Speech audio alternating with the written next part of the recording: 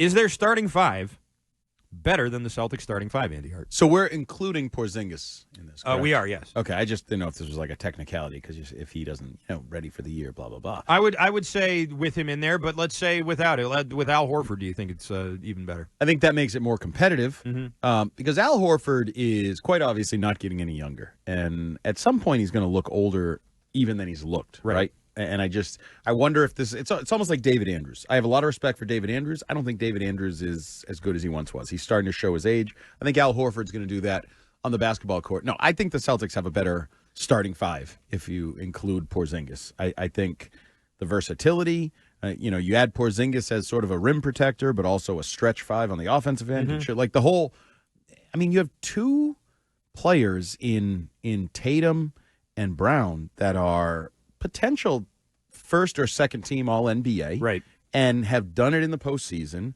And I also would throw in here, they've done it together. Yep. This whole unit has done it together. And how many times have we in the last, let's say, 5 years written down on paper a depth chart of an NBA team because of the offseason changes and said, oh my God, look at that team. Right. And then a month and a half or 2 months into the season, you're like, well, that didn't really work out how I thought it was going to. The Suns, right? Bradley That's what Beal I mean. And all those guys. Yeah, every of course, year right. It happens. So, is this going to work? I have no idea. Is this going to work? I think that the Knicks are going to be good. I think that they're going to be a good team this year. Are they going to beat the Celtics better than that? No, they're not going to have a better record in the regular season, and I don't think they're good enough to beat them in the playoffs. I generally, when I have conversations like this, I break it down to the duos, and then you sort of build out from there. The Celtics have the best duo in the NBA, I think.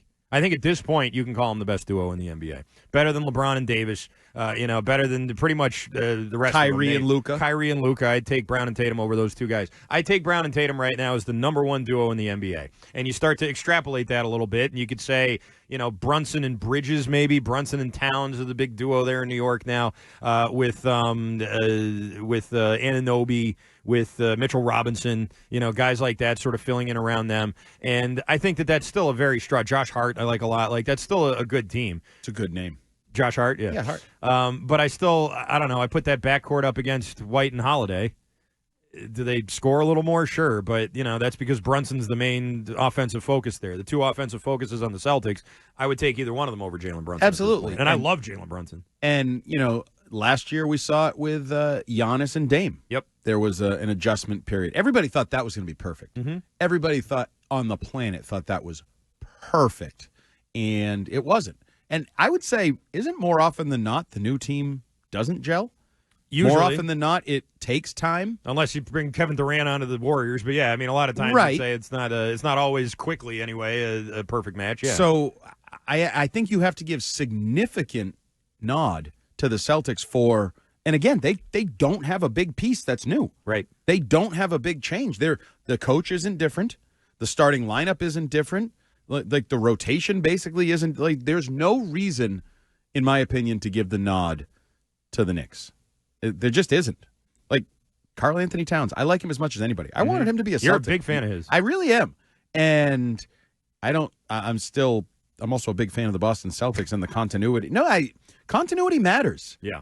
I think in basketball, too. I can remember even with those Warriors with KD, I can remember watching specials on Inside the NBA, whatever the hell it's called, and them talking about, they're all great, but there is still a learning curve. There is still an adjustment period for that team. Mm-hmm. And what did that team win? 73 games? It was the year after they won 73 games, but okay. That's when they did it. But yeah, it was. They were still in the high. You're talking about some of the most talented players in the history of the game, Hall of Fame, whatever. So no, there is no chance. I think this is you know what this is?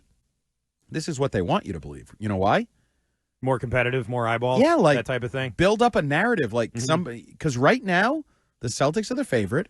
Jason Tatum is the favorite to win Finals MVP. You need a bad guy. You need an antagonist because the protagonist is projected to win the title. Yeah, and if the Celtics get off to a big start, And they're running away with the Eastern Conference, like, by Christmas. Yawn, wake me in the summer. Yeah. When we actually get to the finals. And that's not to say, with Giannis and Lillard and all these other guys, the Towns and the rest of the guy, Embiid, Paul George. I mean, these are guys who have missed time with injuries. If they're all healthy and they're all playing and the Celtics are beating them, then that's a story. I mean, these other teams tried to load up and the Celtics are still smacking them down, and that's interesting, I guess. But if they're just steamrolling everybody again, then yeah, I mean, it's like, well, you tried and it's still not there. And I remember, there were years where it was just Golden State, Cleveland in the finals every year, Golden State, Miami, Golden State versus LeBron. That was who you got every single year, and it got a little old. I mean, if you weren't a fan of one of those two fan bases, then you kind of were like, all right, the season's about to start. I know LeBron's going to be in the finals. He's going to be going against Curry, and that's the way it's been for the last 7 years. So,